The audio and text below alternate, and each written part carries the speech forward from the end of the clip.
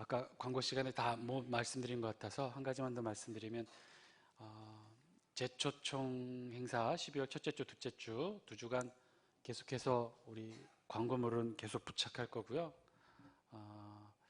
또 제초청 행사 그 주간에 오신 분들도 저희들이 선물을 다 드려서 똑같이 전도 축제 때 오신 분들과 같이 그렇게 저희들이 대우하고 또 맞이해 드릴 예정입니다. 그래서 여러분, 그런 얘기를 많이 들었어요. 11월 마지막 주에 김장 때문에 꼭 오신다고 약속하셨던 분들이 못 오신 분들이 많다고 해서 첫째 주, 둘째 주에 모셔오셔도 되니까 여러분 그렇게 기억해 주시고 끝까지 제초청 행사를 위해서도 함께 기도해 주시고 함께 마음을 힘써 주셨으면 좋겠습니다.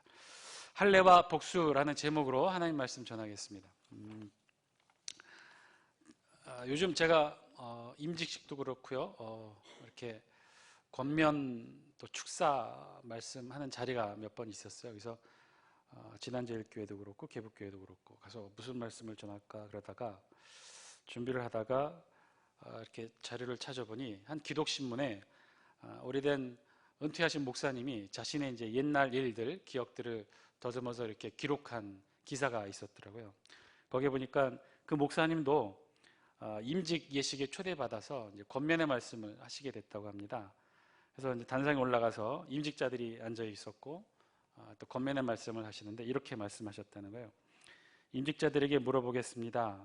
교회에서 하나님의 말씀과 목사님의 말씀이 일치하지 않을 때 여러분 하나님의 말씀에 순종하시겠습니까? 아니면 목사님의 말씀에 순종하시겠습니까?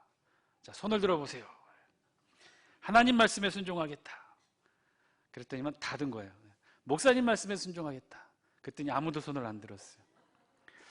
그러니까 목사님도 당황하고 교회도 술렁술렁하고 목사님이 그래서 막 이어가셨대요. 말씀을. 이 교회 앞날이 평탄치 않을 것 같습니다. 어찌하여 담임 목사님 말씀에 순종하지 않고 자기가 생각하는 하나님 말씀에 순종하겠다고 합니까? 이런 교회는 말씀을 하나 되지 못하고 다 제각기 자기가 생각하는 하나님의 말씀에 옳다고 생각하는 그런 거룩한 싸움에 휘말리게 될 것입니다. 우리 한국교회 고질병 중에 하나가 분쟁이지요. 그 결과 교회가 깨어지고 갈라지는 것입니다. 막 이렇게 말씀을 하신 거예요. 그랬더니 교회가 더욱더 술렁술렁해졌고 서둘러 목사님이 말씀을 마치시고 내려왔는데도 불구하고 계속해서 불평, 불만이 여기저기서 터져나왔다고 그런 내용들을 이렇게 기도 공부에 기사로 쓰신 기억이 났더라고요. 이제 그 말씀을 인용하고 임직자들에게 똑같이 물었습니다. 여러분들은 하나님의 말씀과 목사님의 말씀이 일치하지 않을 때 어느 말씀에 순종하시겠습니까? 하나님에게 순종하시겠습니까? 목사님에게 순종하시겠습니까? 이렇게 손들라고까지는 못했고요. 그러면서 이제 제가 말씀을 전했죠. 하나님의 말씀과 목사님의 말씀, 그렇군요. 여러분들에게도 한번 물어볼 기회를 드려야겠군요. 여러분들에게도 물어보면 여러분들은 우리는 우리 교회니까 한번 손 한번 들어볼까요? 하나님 말씀에 순종하시겠습니까? 아니면 목사님 말씀에 순종하시겠습니까?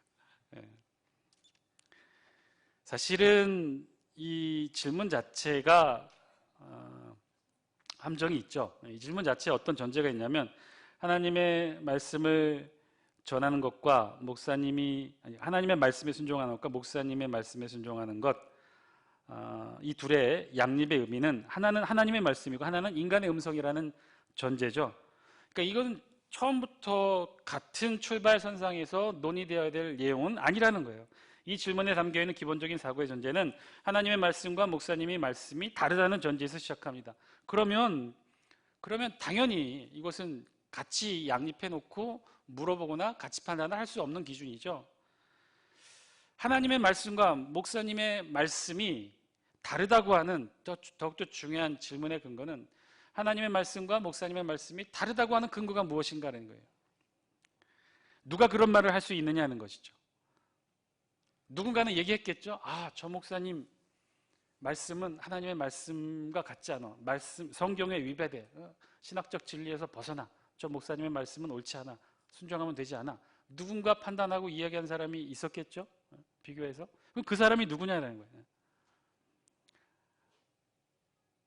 유스앤조이 기사인가요? 아니면 금식기도 열심히 하는 어떤 영험한 권사님이신가요? 누군가는 저 목사님은 하나님의 말씀의 내용이 부합하지 않아. 하나님의 말씀과는 다른 말씀을 전하고 있어. 라고 하는 판단을 도대체 누가 한다는 거예요? 목사님의 말씀이 전적으로 다 옳다는 얘기가 아니었어요. 저도 마찬가지예요. 목사님의 말씀 틀릴 수도 있고요, 다를 수도 있고요, 때로는 인간적인 실수를 비롯한 많은 실수를 할 수도 있어요. 제가 드리고 싶었던 말씀은 목사님의 말씀 또한 하나님의 뜻이 무엇인가를 끊임없이 찾아가는 여정에 놓여 있다는 거예요. 우리 모든 성도를 포함해서.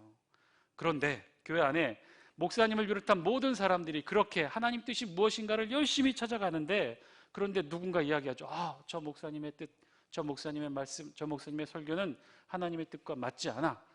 자, 이 판단의 근거는 누가 했느냐 이 말이죠. 누가 했죠? 그 판단은 옳은가요? 그 사람은 어떻게 특별 계시를 받은 건가요? 하나님으로부터 특별 계시를 받아가지고 저 사람은 하나님 뜻에 맞고 저 목사님은 하나님 뜻에 맞지 않다라고 판단할 수 있는 근거가 우리에게 있을까요? 없다는 거예요. 모든 사람은, 목사님을 비롯한 모든 사람들은 다 어떻게 해요? 끊임없이 하나님의 뜻을 찾아가는 자들이에요. 찾아가는 자들. 제가 그래서 임직식 때 그렇게 마지막으로는 그렇게 말씀드리죠. 여러분들이 지금 있는 자리는 내 뜻을 세우는 자리가 아니라 하나님의 뜻을 찾는 자리입니다 라고 함께 이렇게 말씀하게끔 제가 이야기를 유도를 하죠. 저는 지금도 그 심정입니다. 저와 여러분 모두가, 우리 특별히 장수교회가 내 뜻을 세우는 자리가 아니라 하나님의 뜻을 찾아가는 자리, 그러한 곳이 우리 장수교회가 되었으면 좋겠습니다. 저와 여러분들 앉아있는 이 자리, 모든 자리의 의미가 바로 그런 자리일 것입니다. 누가 누군가를 판단하고 저것은 하나님의 뜻에 맞지 않아, 저것은 분명히 하나님 뜻과는 위배되라고 이야기할 수 있는 그 자격과 조건과 근거를 도대체 누가 줬느냐 말이에요. 그건 아니라는 거예요. 그건 정말 무서운 일이에요. 서로 그러한 모습이 보인다 하더라도, 내 뜻과 내 생각의 판단에 이건 옳지 않는 모습이라 보인다 하더라도 우리 어떻게 해야 돼요? 그 문제 안고 싸서 기도방으로 들어가 기도해야죠. 부르짖어야죠. 오늘 우리가 함께 읽은 본문에는요 34장의 결론에 해당하는 부분이에요. 내용은요 지난 시간에 말씀드렸던 내용에 이어지고 있습니다. 야곱의 딸 디나의 수욕 사건과 그로 인해 야곱의 아들들의 복수의 내용을 담고 있어요. 여러분 혹시 지난주의 말씀에 이어지는 분 혹시 기억하시나요? 지난주에 34장에 어떤 말씀이 있었죠? 야곱의 딸 디나가 세겜성 추장 세겜에게 욕을 보이죠. 어처구니 없는 사건을 당합니다. 야곱과 그 아들들이 이 사건을 겪게 되죠. 당사자 딸의 입장에서는 또 어떻겠습니까? 그런데 지난 시간에 우리가 살펴본 것은 그럼 그런 원인이 과연 어디에 있었을까? 그렇게 승승장구하던 야곱의 그 신앙의 일정 가운데 도대체 왜 이런 일을 겪게 되었을까? 그래서 말씀을 찾아 살펴보니 33장 후반부에 그 이유를 우리 성경이 기록하고 있었어요. 그 이유는 야곱이 평안히 하나님이 인도하여 주신 아버지의 땅으로 돌아오게 되었는데 어디서 멈췄다는 거예요? 베델까지 나아가지 못하고 세겜에서 멈췄다는 거예요. 그 이유가 무엇이었는지는 우리 성경이 자세하게 기록하고는 있지는 않아요. 세겜이 더 좋아 보였는지, 세겜이 더 편했는지, 베델은 더 그것보다는 좀 열악했는지 자세하게 기록하지는 않아서 우리는 알 수 없으나 어쨌든 중요한 사실은 야곱이 하나님과 서운했던 그 자리는 베델이었는데 그 자리까지 가지 못하고 세겜에서 멈추었다는 거예요. 그래서 야곱의 신앙이 흔들리게 되었고 야곱의 삶의 자리도 흔들리게 되었다는 거예요. 거리도 멀지 않았다고 그랬죠. 바로 코앞이라고 그랬어요. 세겜과 베델의 거리 아주 가까웠어요. 조금만 더 갔으면 됐어요. 그런데 야곱은 조금 더 나아가지 못하고 세겜에 안주하여 멈춰버렸다는 거예요. 그 결과 야곱은 하나님과의 약속을 지키지 못한 것이 되었고 형편없는 모습으로 그 인생에서 가장 힘들고 어려운 시기 사건을 맞이하게 됩니다. 오늘 우리가 읽은 본문은요 그 후반부에 해당하는 내용이에요. 그의 딸 디나의 수욕 사건의 결말에 해당되는 부분이에요. 그러면 그 사건, 디나가 정말 치욕적인 사건을 당했던 그 사건의 결말은 어떻게 되었느냐? 우리 다 함께 13절 말씀인데요. 영상을 통해 같이 한번 읽겠습니다. 13절 시작. 야곱의 아들들이 세겜과 그의 아버지 하몰에게 속여 대답하였으니 이는 세겜이 그 누이 디나를 더럽혔음이라. 아멘. 이제 멀리 떠나 있던 야곱의 아들들이 이제 돌아오기 시작했던 모양이에요. 그동안은 사건을 야곱 혼자 전전긍긍하며 붙들고 있었는데 이제 아들들이 돌아왔어요. 그리고 대책을 내어놓았는데 야곱의 아들들이 대책을 내어놓았는데 그 대책이 무엇이었다는 거예요? 사건을 일으킨 당사자 세겜과 그의 아버지 하몰을 속여 대답했다라고 했었어요. 결국 야곱의 아들들의 대책은 무엇이에요? 상대를 속이는 일이었어요. 그 이유는 성경 13절에 표현한 것처럼 자신들의 누이 디나를 그들이 더럽혔기 때문이라는 거예요. 그러니까 복수하는 마음으로 상대를 속이기로 결정했다는 거예요. 그리고 어떻게 속였느냐? 디나를 이 치욕스럽게 강간한 이 세겜을 결국 이 세겜이 디나에게 청혼을 하게 되죠. 그리고 그것으로도 부족해서 자신의 부족과 야곱 족속이 서로 통혼하여 함께 서로 결혼의 형식으로 두 부족이 통합하겠다라고 제안을 한 거예요. 디나만 결혼하는 것이 아니라 부족 대 부족 연합으로 함께 통혼하자고 제안을 한 것이죠. 이제 그 제안에 역으로 야곱의 아들들은 하나의 커다란 속임수를 쓰게 됩니다. 어떤 속임수냐? 좋다! 통혼에 응하겠다는 거예요. 부족 대 부족으로 서로 연합하는 것에 우리가 응하겠다. 대신 조건이 있다는 거예요. 그 조건이 뭐예요? 너희도 할례를 받아라. 할례를 받지 아니한 사람에게 우리 누이를 줄 수 없고 부족 간 통혼도 할 수 없다라고 분명하게 제시를 한 거죠. 그것이 15절부터 17절까지의 말씀으로 우리 성경에 기록된 내용이에요. 제가 읽어드리면 15절, 그런즉 이같이 하면 너희에게 허락하리라. 만일 너희 중 남자가 다 할례를 받고 우리같이 되면 16절, 우리 딸을 너희에게 주며 너희 딸을 우리가 데려오며 너희와 함께 거주하여 한 민족이 되려니와 17절, 너희가 만일 우리 말을 듣지 아니하고 할례를 받지 아니하면 우리는 곧 우리 딸을 데리고 가리라. 너희가 할례를 받으면, 그래서 우리같이 되면 너희의 조건대로 통혼하겠다. 디나만 주는 것이 아니라 우리가 서로의 딸들을 서로 함께 통혼하여 두 부족 간 연합을 도모하자. 너희 말대로 우리의 딸들과 너희 딸들이 서로 통혼하여 한 민족이 되어보자. 그러나 너희가 할례를 받지 아니하면 우리는 우리 딸들을 데리고 가겠다. 한마디로 할례를 조건으로 세겜의 청혼 및 부족 간 통혼을 받아들이겠다고 하는 것인데, 그런데 이것이 어떻다는 거예요? 야곱의 아들들이 꾸민 속임수였다는 거예요. 속임수.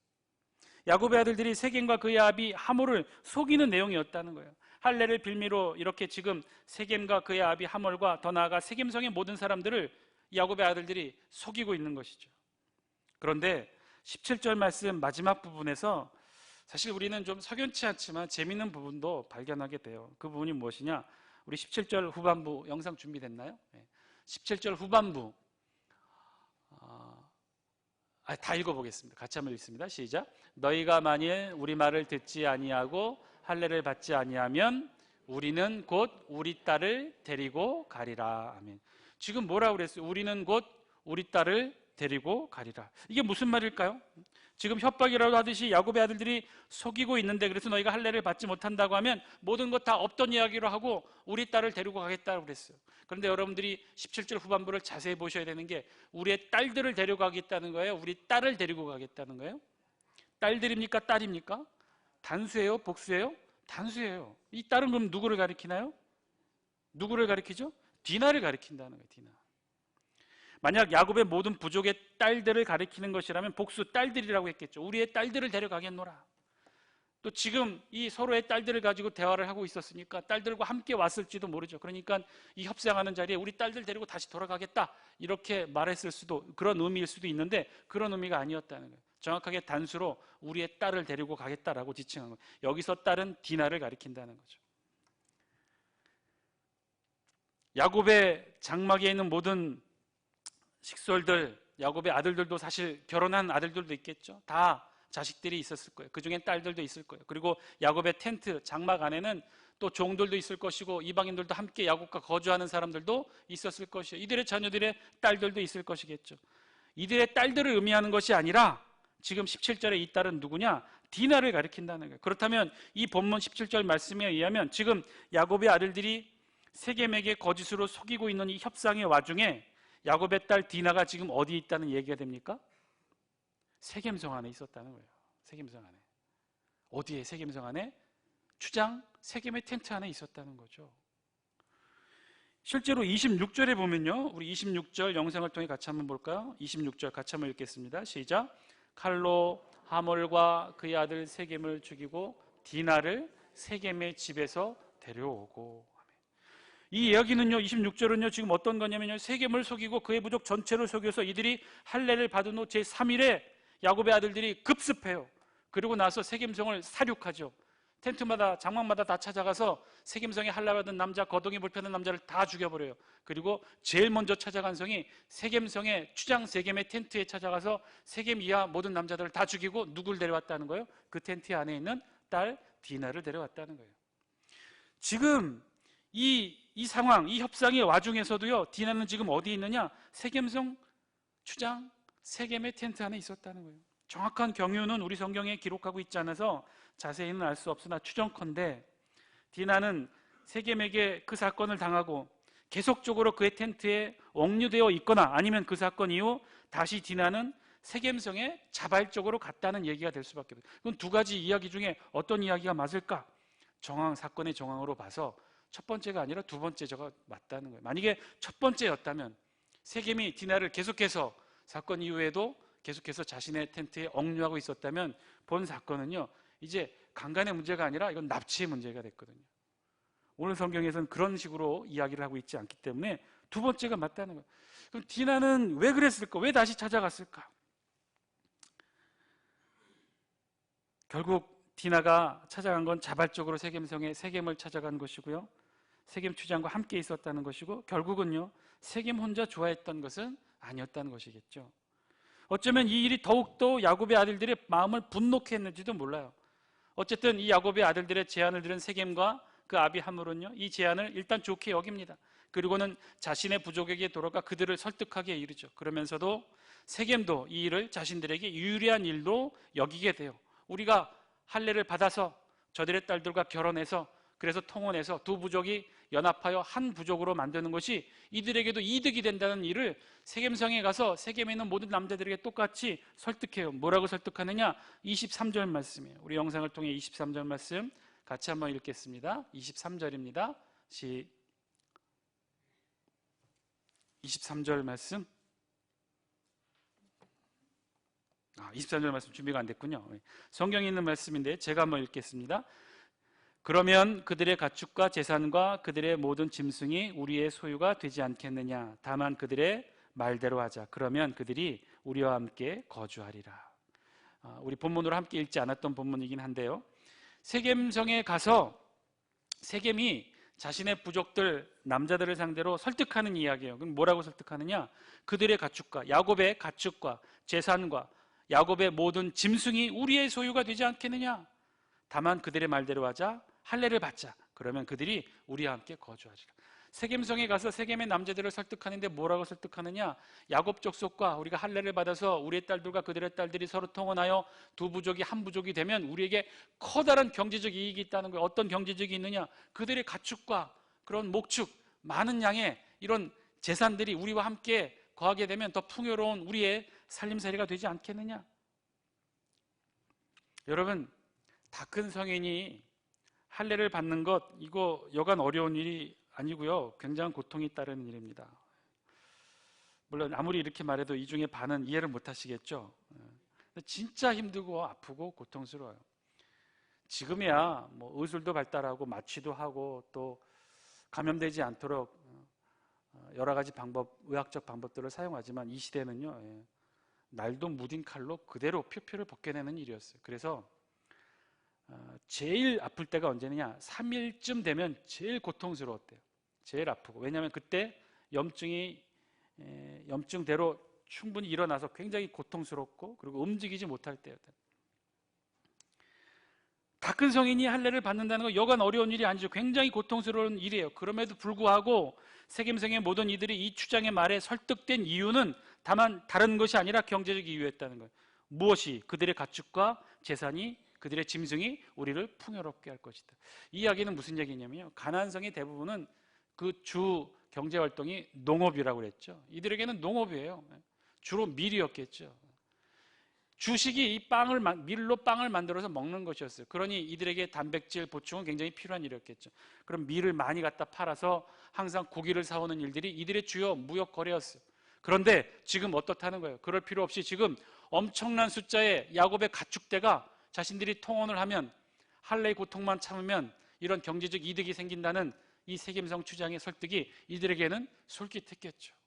그래서 이들이요, 이 야곱의 아들들의 제안을 받아들입니다.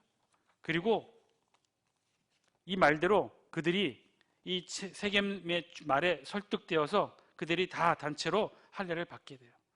우리 다 함께 25절 말씀 우리 영상을 통해 같이 한번 읽겠습니다. 시작.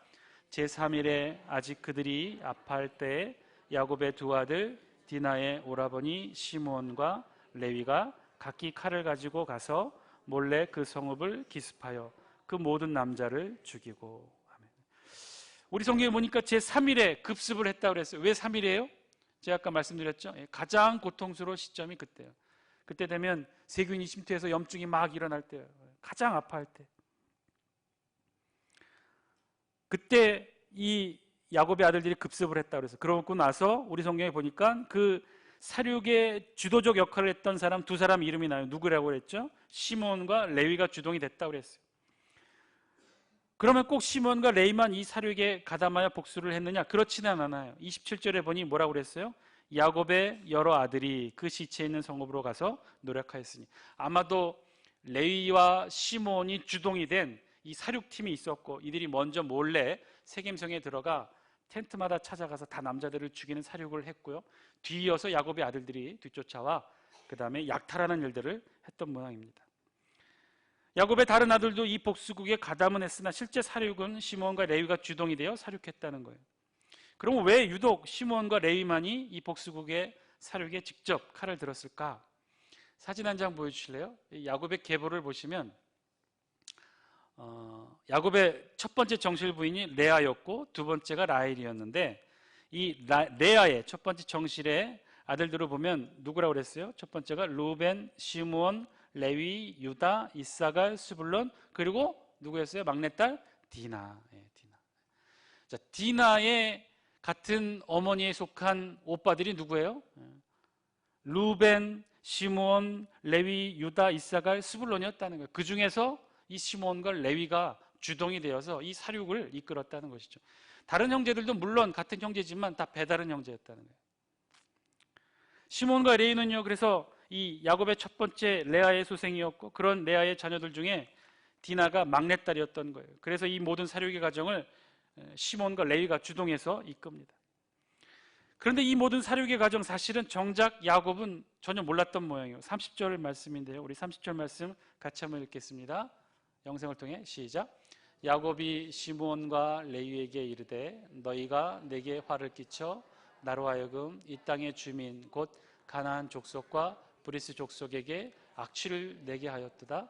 나는 수가 적은즉 그들이 모여 나를 치고 나를 죽이리니 그러면 나와 내 집이 멸망하리라. 아멘. 야곱은요, 이런 복수국의 전말을 전혀 알지 못했던 것 같아요. 30절 말씀을 보면 오히려 이 일을 주도한 시몬과 레위를 향해 야곱이 아주 심한 비난의 말을 하죠. 뭐라고 얘기를 해요? 너희가 내게 화를 끼쳐 나로 하여금 이 땅 주민 곧 가나안 족속과 브리스 족속에게 악취를 내게 하였다. 악취를.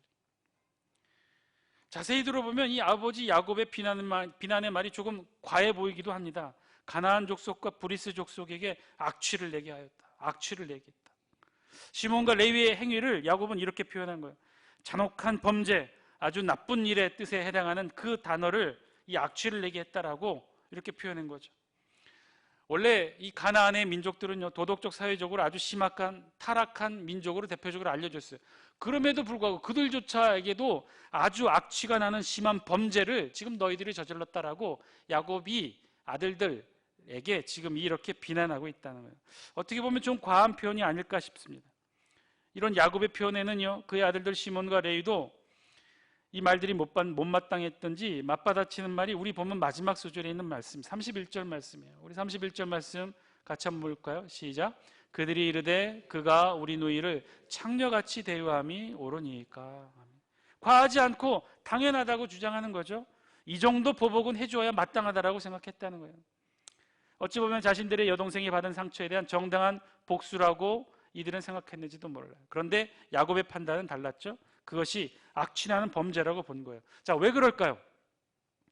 야곱의 말대로 정말 악취나는 범죄일까요? 아니면 시몬과 레위의 말대로 이건 정당한 복수국이라고 얘기할 수 있는 것일까요? 그 내용은요, 우리 성경에 기록이 되어 있어요. 우리도 판단할 수가 있어요. 28절, 29절에 있는 말씀인데요, 우리 영상을 통해 같이 한번 읽겠습니다. 시작. 그들이 양과 소와 나귀와 그 성읍에 있는 것과 들에 있는 것과 그들의 모든 재물을 빼앗으며 그들의 자녀와 그들의 아내들을 사로잡고 집 속의 물건을 다 노력한지라. 아멘. 그들이 누구예요? 야곱의 아들들. 시몬과 레위가 팀을 이끌고 먼저 사륙을 진행했고 그 다음 들이쳐서 야곱의 아들들이 이 일들을 했다는 거예요. 양과 소와 나귀와 그 성읍에 있는 모든 것들, 들에 있는 그들의 모든 재물을 빼앗았어요. 그뿐이 아니라 뭐라고 그랬어요? 그들의 자녀와 그들의 아내들을 사로잡고 세겜성에 있는 모든 남자들을 다 죽였어요. 다 살육했어요. 그리고 살육 이후에 야곱의 아들들이 들어가서 했던 일은 무엇이냐? 약탈을 저항했는데 어느 정도의 약탈이냐? 재물만 빼앗은 것이 아니라 그들의 자녀와 남편 잃은 아내들을 다 사로잡았어요. 남편과 장성한 아들은 할례를 받아서 다 죽이고 아내와 자녀들을 모두 잡아갔다는 거예요. 그럼 이들을 어떻게 했을까요? 고대시대 사로잡은 적의 부녀자와 아이들은요, 대부분 노예로 팔리고 처녀들은 성의 후초로 삼는 것이 일반적인 방식이었어요. 지금 야곱의 아들들이 그렇게 했다는 거예요. 정말 야곱의 표현대로 가나안 땅에서조차 악취를 풍길 만한 범죄를 저지른 거예요. 사랑하는 장숙계 성도 여러분, 오늘 말씀을 통해 우리에게도 들려주시는 하나님의 음성, 저와 여러분들이 들을 수 있게 되길 바랍니다. 결국 야곱의 실수가 세겜에서 멈추어 베델로 나아가지 못한 야곱의 실수가 결국은 어떤 범죄까지 이어졌느냐? 야곱의 아들들의 범죄로 이어지게 되었다는 것. 그것도 아주 참혹한 범죄. 더욱더 잔혹하고 참혹한 범죄인 이유는요, 오늘 야곱의 아들들이 결국 자신들의 잔혹한 복수에 사용한 것이 무엇인지 아십니까? 무엇을 빌미로 삼았어요? 할례였어요. 할례. 자신들의 잔혹한 복수의 범죄를 위해 이용한 것은요, 하나님의 선민의 표였던 거룩한 할례를 저들은 범죄에 이용했다는 거예요. 저들의 가장 크고 무거운 죄, 그것은요, 하나님의 거룩을 자신들의 부정을 위해 이용했다는 거예요. 사랑하는 장숙계 성도 여러분, 오늘 말씀을 교훈 삼아 우리의 삶의 모습도 그러한 일이 없는지 여러분 돌아볼 수 있게 되길 바랍니다. 우리도 혹시 하늘의 거룩함을 우리의 개인의 범죄와 또 사욕을 위해, 부정을 위해 이용하고 있지는 않는지, 하늘의 거룩함을 우리의 부정으로 붙들어 사용하고 있지는 않는지, 이 시간 말씀을 통해 우리의 삶의 모습을 돌아볼 수 있게 되길 바랍니다. 하늘의 은혜, 우리의 한낱 욕심으로 이 세상의 이익으로 그렇게 헛되이 써버리고 있지는 않는지, 하늘의 거룩함을 이유로 우리 개인의 의견과 주장을 내세우고 있지는 않는지, 하늘의 뜻, 하나님의 뜻 내세워서 결국은 우리 자신의 주장만을 요구하고 있지는 않는지, 말씀을 통해 우리의 모습도 돌이켜보길 바랍니다. 저는 가끔 교회에서 서로가 목소리를 높이게 될 때 사실은 저를 포함해서 사실은 좀 두렵습니다. 저도 그런 생각이, 개인적 생각이 왜 들지 않겠습니까? 이건 정말 하나님의 뜻이라고 생각하고 나도 소신을 가지고 목소리를 높일 때 그렇게 막 목소리를 높이면서 사실은 마음 한구석 두려운 마음이 들어요. 무슨 마음이겠어요? 이게 정말 하나님 뜻일까? 내가 목소리를 높이지만 이게 정말 하나님이 원하시는 것일까? 우리 교회 안에서 목소리를 높일 때 다른 사람들을 바라보면서 그런 생각이 들죠. 아, 저게 정말 하나님의 뜻일까? 하나님이 원하시는 방법일까? 혹시 우리가 하나님의 뜻을 찾는다고 하면서 결국 나의 뜻, 나의 주장을 세우는 것은 아닐까? 오늘 말씀을 통해 우리의 모습 돌아보길 원합니다. 하늘의 거룩함, 하늘의 은혜, 나의 불의를 위해, 나의 사익을 위해 우리는 이용하고 있지 않았는지, 우리가 오늘 본문의 야곱의 아들들처럼 처절한 복수의 살육을, 그런 범죄를 저지르지는 않겠지만 하늘의 은혜를 이용해서 나의 사욕을 채우거나 하나님의 뜻을 사칭해 결국 나의 주장을 관철시키는 그러한 행위들을 우리도 하고 있지는 않는지, 말씀을 통해 우리의 신앙의 모습을 저와 여러분들이 비춰볼 수 있게 되길 바랍니다. 우리 교회 공동체 안에 우리도 많은 것들을 정하고 논의하고 토론하는 과정들이 참 많이 있어요. 우리도 많은 것들을 결정해야 합니다. 당회뿐만 아니라 재직회와 여전도회 안에서도 회의를 통해 많은 것들이 정해지게 되잖아요. 그럴 때 우리는 어떻게 그러한 일들을 정하고 있습니까? 정말 기도하는 심정으로, 간절한 마음으로 이것이 정말 하나님 뜻입니까를 부끄럽고 두려운 마음으로 늘 되뇌이며 그렇게 물으며 기도하면서 하나님의 뜻을 하나하나 정하고 있습니까? 아니면 그저 어느 목소리 큰 사람의 주장과 의견에 그대로 따라가면서 합니까? 오늘 말씀을 통해 우리의 모습 저와 여러분들이 비춰보시고 우리에게도 하늘의 거룩함을 거룩함대로 지켜낼 수 있는 저와 여러분들의 소중한 신앙의 결단이 있게 되길 바랍니다. 하늘의 거룩함, 하늘의 은혜, 그것은요 우리가 끝까지 지켜내야 될 소중한 것들이에요. 그것이 우리의 사익과 우리의 주장을 위해 이용되거나 도용되어서는 결단코 허용되어서는 안 되는 일입니다. 특별히 우리 교회 공간 안에 이것이 하나님의 뜻입니다라고 주장하며 자기네 개인의 사익과 의견들을 주장하는 일 절대로 있어서는 안 되는 우리 교회가 되기를 저와 여러분 함께 꿈꾸고 그렇게 만들어 갔으면 좋겠어요.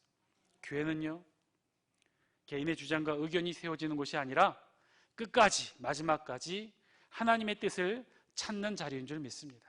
마지막까지 물어보시고 마지막까지 돌아보시고 우리 교회 안에, 우리 교회 공동체 안에, 우리 가정 안에, 우리 일터 안에 나의 주장이 세워지는 것이 아니라 부족하지만 끝까지 하나님의 말씀을 찾는, 하나님의 뜻을 찾는 그러한 자리, 신앙의 자리, 저 여러분들의 신앙의 자리가 되기를 주의 이름으로 간절히 축원드립니다. 우리 다 함께 이제 이 기도 제목을 놓고 함께 기도하기 원합니다. 우리 가운데 나의 주장을 세우는 자리가 아니라 하나님의 뜻을 찾는 자리가 되게 하여 주옵소서. 혹여 지나간 모습도 말씀을 통해 우리의 모습 비춰볼 수 있게 되길 바랍니다. 내가 주장했던 많은 것들 하나님의 뜻이라고 나는 목숨 걸고 외치고 그렇게 주장했는데 정말 그것이 하나님의 뜻이었을까? 하나님이 기뻐하시는 것이었을까? 하나님이 정말 나를 통해 원하는 것이었을까? 다시 한번 돌아보시고 하나님 앞에 질문할 수 있는 저와 여러분들의 기도의 시간 되길 바랍니다. 우리 다 함께 이 기도 제목 놓고 다 함께 통성으로 기도하시겠습니다. 기도합니다.